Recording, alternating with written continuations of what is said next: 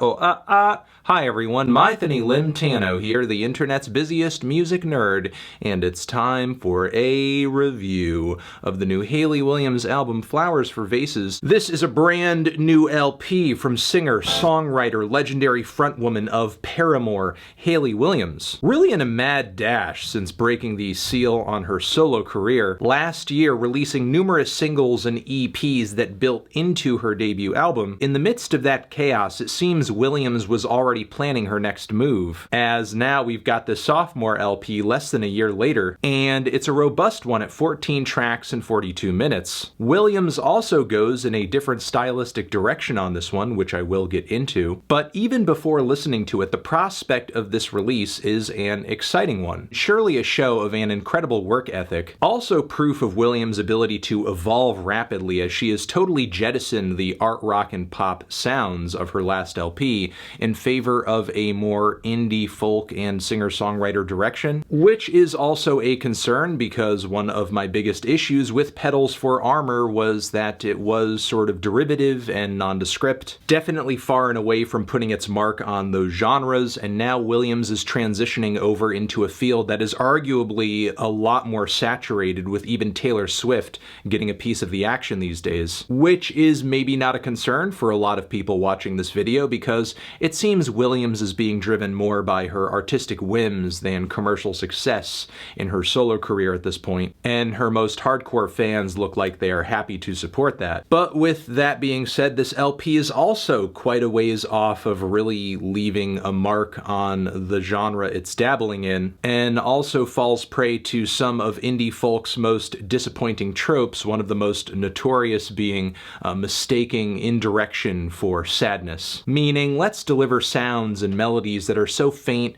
shy, and dodgy that people will just extrapolate that they're sad by the mere fact that they're quiet. For example, the track Trigger, Keep You Right Here, In Ordinary, even the somewhat instrumental title track, all spend way more time being drab than compelling. And the process of doing these tracks, Williams really undersells her vocal abilities too. I guess in order to attain some kind of Elliott Smith or Phoebe Bridgers type vibe that doesn't quite land. Still, this simpler and more naked presentation does give Williams' songwriting the fighting chance to shine when it is particularly good, which there are examples of throughout the LP. There's the stunning My Limb, which kind of sits at the borderline between this record and her last LP. Dramatic lead vocals, spacious production, and an earworm chorus that I'm most definitely going to be singing through the rest of the year. My limb, my limb, my limb, my limb. ASYSTOLE I thought was an equally compelling track, but moves in a more rustic and whimsical direction, blossoming with some impassioned vocal and piano passages in the second half. But around the midpoint of the LP is where things start getting a little too derivative. Over Those Hills feels almost like a 90s radio singer-songwriter hit. Think Sheryl Crow, but with more of a depressed indie appeal. The vibe of the track is kind of idyllic too, as Williams muses about waking up with the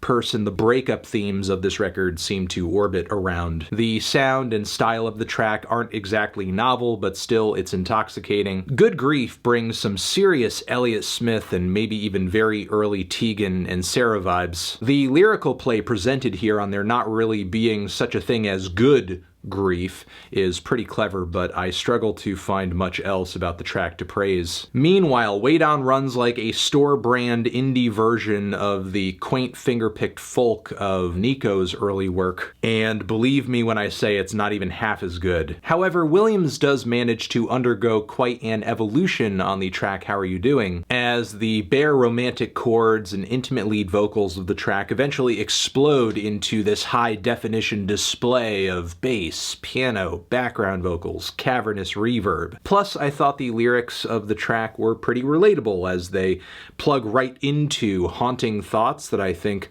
bug most ex-lovers. Hey, how's my ex doing? What do they think about me now? Has their thoughts about me changed a little bit, maybes? In a way, I suppose some of these feelings are reinforced by the following No Use I Just Do, where Williams can't seem to get over her love for this person. It's just just there, it stays, it's unstoppable. This emotional performance is backed up with semi-ambient walls of strings, and these manipulated and strange vocal refrains that remind me a little bit of James Blake stuff, which is actually a refreshing direction for the album, but structurally the song runs more like a motif than a fully fleshed out track, which I think is representative of the overall lack of focus shown on the last leg of the project. Find Me Here is one of the more skeletal tracks in the bunch that I think really could have used at least a little bit more instrumental ambition. The short and somber instrumental that serves as the title track has so little impact on the album overall, especially toward the back end. Then the closing track, Just a Lover, evolves into this heavy,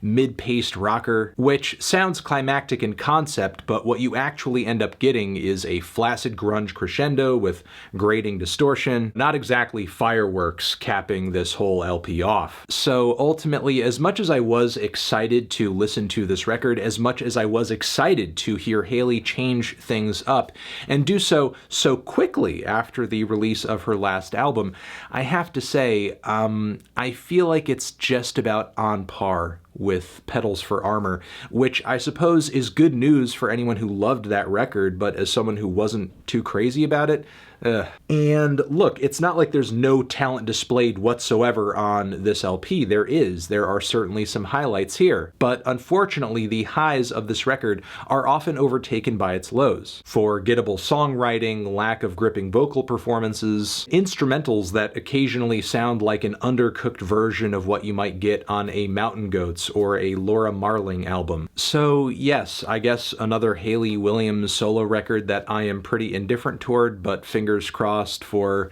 better days in the future. I am feeling a strong 5 to a light 6 on this one. Transition, have you given this album a listen? Did you love it? Did you hate it? What would you rate it? You're the best, you're the best. What should I review next? Hit the like if you like, please subscribe, and please don't cry. Hit the bell as well over here next to my head. It's another video you can check out. Hit that up or the link to subscribe to the channel. Anthony Fantano, Hayley Williams, Forever.